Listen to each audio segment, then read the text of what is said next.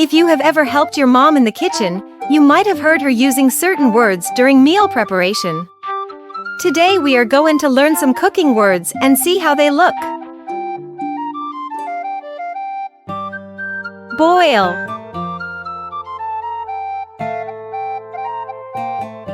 Pour. Slice. Bake.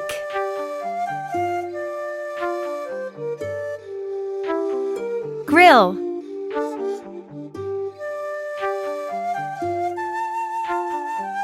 Fry.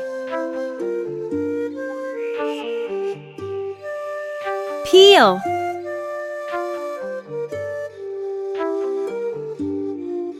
Simmer.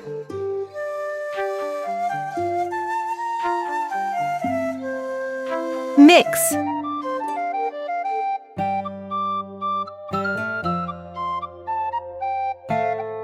Grate. Serve.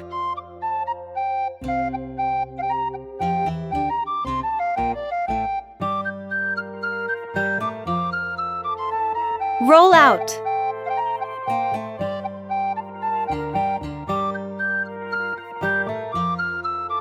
I hope you learned something new today.